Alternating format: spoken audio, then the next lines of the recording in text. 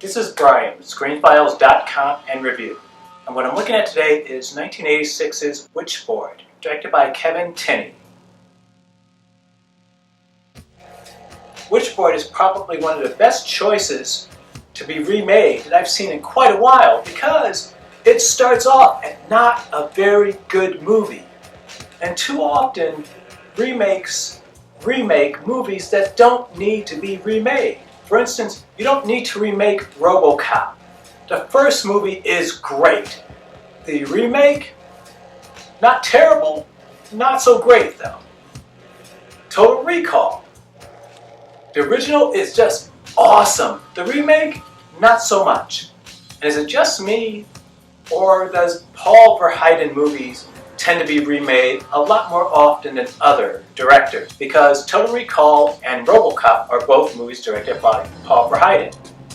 I assume that's a coincidence, but it's a very odd coincidence. Another thing about Witchboard that is particularly interesting is that Kevin Tenney directed Night of the Demons 2 years later, and that is a fun, really engaging movie, while, once again, Witchboard, not so much.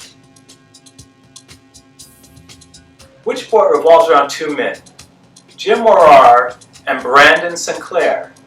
And for a time, Brandon was dating Linda Brewster, though eventually she left him and began to date Jim. And so, as a result, this friendship has been fractured.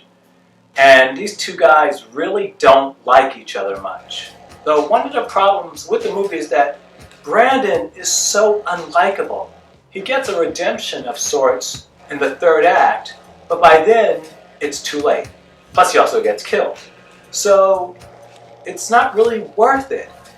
And he is such a pretentious git that you hate him on contact. Kevin Tenney apparently thinks being a douchebag is a defining characteristic of a person. And it's really not. They need to offer more than that. You can be a bit of a dick, but you have to be more than that at the end of the day. And it takes too long for Brandon to get any type of redemption or humanity about his character. So you initially hate him because he is pretentious as hell. We're doing a Ouija board? Ouija. What? It's pronounced Ouija, not Ouija. And that doesn't really abate. So the movie opens with a dinner party, though there's no dinner being served, though there are lots of people walking around, having conversations and drinking. And Brandon is holding court. Jim happens to work in construction. The movie tells us that Jim used to attend law school, but for whatever reason, he quit, though Brandon didn't. I think Kevin Tenney, as the writer-director of Witchboard, is trying to give Jim a little bit of depth. But the problem is, it's not terribly relevant. It doesn't matter to who Jim is that he used to attend law school. No matter how much the writer-director wants it to matter, it just isn't that crucial at the end of the day. We also come to learn that Brandon is an atheist, but at the same time believes in spirits and ghosts and everything like that. And his explanation for his belief is that there are pictures and evidence of spirits, which is perhaps the dumbest thing I've ever heard. It is a ridiculous argument, and especially ridiculous for a person that claims to be an atheist. It's almost as if Brandon is more willing to accept the idea of ghosts and spirits over the fact that maybe, just maybe, and I know I'm going out on a limb here, but the idea that pictures could be altered and made to depict whatever you want them to depict if you're savvy enough with whatever photo editing software you happen to be using is totally beyond Brandon. He accepts what he sees, which makes Brandon a bit of an idiot, despite completing law school. So eventually Brandon pulls out a Ouija board, which I assume is his entire purpose for this party. He tells us that he's done this before and that he has a spirit guide named David, which is a little boy who died. Though Brandon tells Linda that a Ouija board works best with two individuals, preferably a man and a woman. So in any case, he and Linda begin to summon David.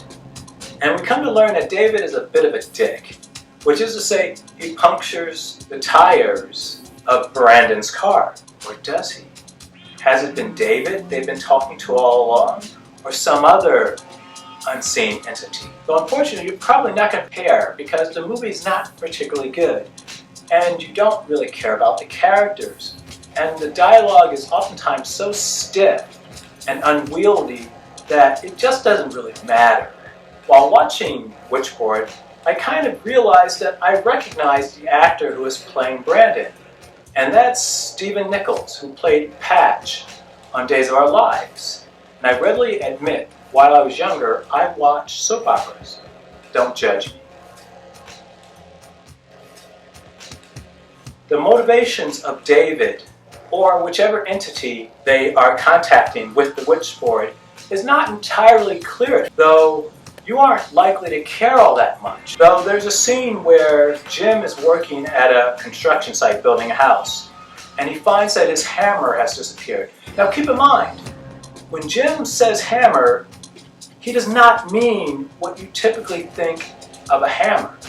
He means an axe hammer, which is a real thing, by the way, which confuses me because why would you want a hammer with an axe on the other end? Assuming you use that as a hammer, doesn't that kind of risk you, I don't know, axing yourself in the fucking head? It is the weirdest thing to me that this is a real thing.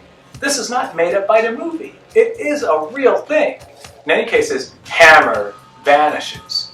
And we next see this hammer sitting on a stack of sheetrock over their work site, which eventually falls and kills Jim's friend. We hear the detective investigating the case mention it, though the hammer is never actually seen doing anything that supposedly it did, which is frustrating. And if you're familiar with the concept of Chekhov's gun, it's the idea that if you introduce something, be it a gun, a knife, whatever, it ends up actually being used at some point in the movie, hopefully in a timely fashion. If you're not going to actually see it being used, then why even show it at all? I mentioned earlier that Brandon is just an insufferable git. Though he's such an asshole, he is hard to like.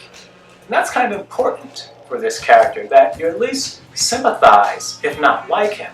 Though I don't see how you can, because he's just insufferable. Though what's interesting, and not in a good way, is that Brandon is a liar. For instance, he makes the claim that the Ouija board was invented in ancient times. I don't remember the exact period he mentioned, but it isn't current. And that is not true. According to Ouija historian Robert Birch, the Ouija board literally came from the early to mid 1900s.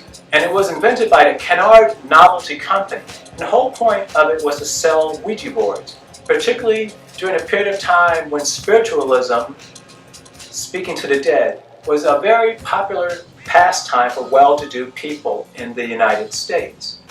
And Brandon also has no fucking clue what he's talking about when he spoke of the origin of the name Ouija.